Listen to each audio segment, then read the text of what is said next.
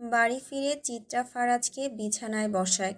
দরজাটা ভেতর থেকে লাগিয়ে সে ফ্রেশ হতে ওয়াশরুমের দিকে পা বাড়াতেই হঠাৎ ফারাজ পেছন থেকে তার হাত ধরে টেনে নেয়। যাত্রাপথেই থেমে যায় চিত্রা। একটু থেকে যাও না। চিত্রা ফিরে তাকায়। ফ্রেশ হয়ে আসি। ফারাজ মাথা নাড়ল। আজ আমায় একা রেখে কোথাও যেও না। এই একটা বাক্যেই সব ক্লান্তি গলে যায় চিত্রার।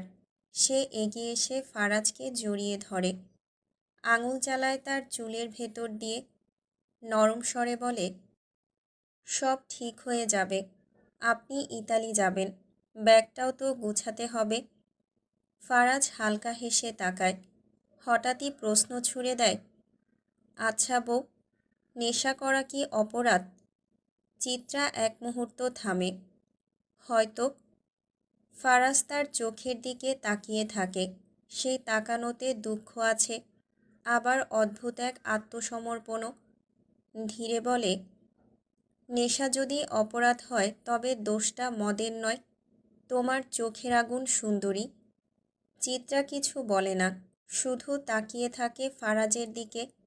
তার ভেতরে প্রশ্নের ভিড়, আবার ভয়ও আছে। আর ভয় কাদের থাকে? যারা কিছু লুকোচ্ছে, যারা নিজের ভেতর অপরাধ বয়ে বেড়ায়।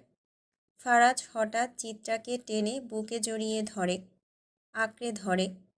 কণ্ঠ ভারী হয়ে আসে, তুমি ছেড়ে চলে গেলে আমি মরে যাব চিত্রা। আমি এতিম, আমায় ভালোবাসার মতো মানুষ নেই এই দুনিয়াতে। এই এতিমকে ছেড়ে কোথাও যেও না। তুমি ছাড়া ফারাজ এলাহির কোনো অস্তিত্ব নেই ধরনীর বুকে, একটুও না। চিত্রার বুকের ভেতর কিছু একটা কেঁপে ওঠে। সে কথা খুঁজে পায় না। ফারাজ তাকে আরও শক্ত করে জড়িয়ে ধরে। শিশুর মতো গুনগুন করে উঠতে থাকে, तेरे साथ छोटा ये वादा जो टूटा, मैं खुद को मिटा दूंगी, तेरी चाहत में मैं दुनिया भुला दूंगी। গান থেমে গেলেও তার কণ্ঠে লেগে থাকে ভয়, ভালোবাসার হারিয়ে যাওয়ার আতঙ্ক, সব একসঙ্গে। ঘরটা ধীরে ধীরে নিঃশব্দ হতে থাকে। শুধু দুটো হৃদয়ের ধাক্কাধাক্কি ঘুরে বেড়ায় ঘর জুড়ে।